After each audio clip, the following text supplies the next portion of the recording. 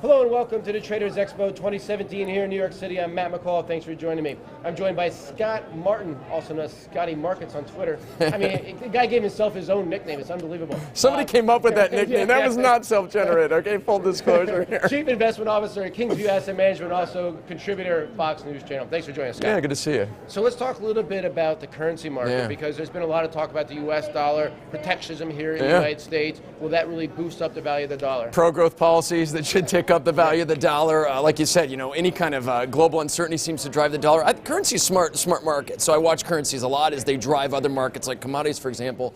Matt, and I'll tell you, I mean, the move in the dollar has been interesting because we saw the dollar get a nice boost after the election, but look what's happened in the last few weeks. The dollar's kind of sold off, and this is, alongside the confirmation of Steve Mnuchin as the Treasury Secretary, like you mentioned, a little bit more strong dollar talk, but then some pullbacks at times with respect to how strong we want the dollar, and then also the Fed talking a little bit tougher on interest rates as far as maybe 3 hikes this year, one that could be just a few weeks down the road. So it's interesting to me how the dollar has started to pull back a little bit in the face of what probably should be a pretty solidly rising dollar environment. You throw in the Fed and you had the other central banks around the world, the ECB and the Bank of Japan, still they're on the other side. They're still dovish. I mean, they're not as dovish as they were, but that should be really holding their currency back, which should be more fuel and fire to the dollar to go It's up. so true. I mean, you're seeing economic growth in those areas you mentioned, Japan, the Far East, Europe, still lackluster, both on the GDP side, employment side, and so it's really interesting to see how the currencies are all kind of trading together again. One interesting piece to look at is watch the dollar yen as we approach, say, these European elections.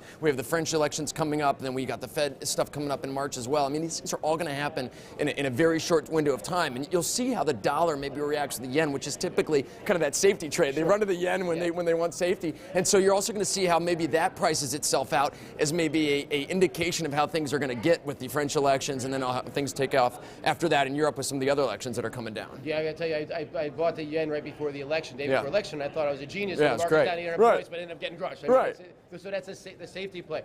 Any currency that you're looking to play right now that going forward next couple weeks? I still believe the euro's vulnerable. Okay. So looking at the 60 euros, the futures contract, we talked about that a lot on our show because the euro currency to me is a tough currency in itself. I mean, it's organized in a way where not a lot of people are happy with it. There's economic growth problems in Europe. There's the elections, as we mentioned. So there's a lot of uncertainty with respect to what happens with the currency, what countries stay in the currency. I mean, we have the Brexit vote last year that was very monumental. And so with respect to the euro, I believe the euro is going to slowly decline over time. Think we get down to parity? I do. And everybody's been calling for that for many, many years. And the funny part is it hasn't gotten there yet. And that's probably because everybody's watching for it, right? So it seems like that talk has backed off a little bit. So I believe that this is the year we probably hit parity.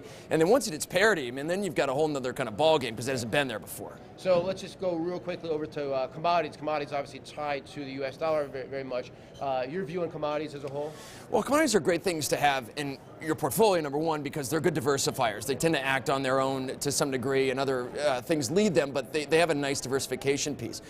One thing that's been really interesting to me is the gold market. I mean, you've had a lot of volatility there. You've had some fun trades you could have made there. We had a pretty big sell-off in gold towards the end of the year, and then it's had a nice rally this year, and it kind of looks like it's maybe topping out for maybe the next move or basing out to maybe break out. But it's been really interesting to see the commodities market trade and not trade sometimes alongside the ES, like the S&P 500 future, because there was a time there for quite a bit that they were pretty well correlated, especially when the markets were really ramping up and the Fed was at 0 interest rates. So now that you have the Fed back in play raising interest rates, you have hopes of economic growth, but maybe no inflation in sight yet. What does gold do for you? And I think what it does for you as an investor is, as long as it doesn't correlate, meaning act just like, say, your bonds or your stocks, I think that's a good enough reason to own it in itself. So 5% in a portfolio or so? Yeah, we try to keep, I guess, diversified pieces like that under 10% typically. But you can massage around it. You can use futures, you can use the ETFs to kind of massage the position, watch the charts and see where there are levels that may excite or disappoint you. But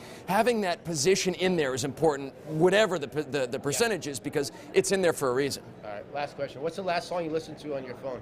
Oh my gosh, I have to admit this. I think it was, is either Color Me Bad or Snow?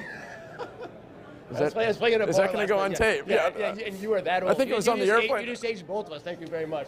Right. Well, nobody's talked about those guys in 20 years either, so they're back in the fray. Relevant again. All right, Scott Martin, thank you so much for joining us. Coming to you live from the Traders Expo.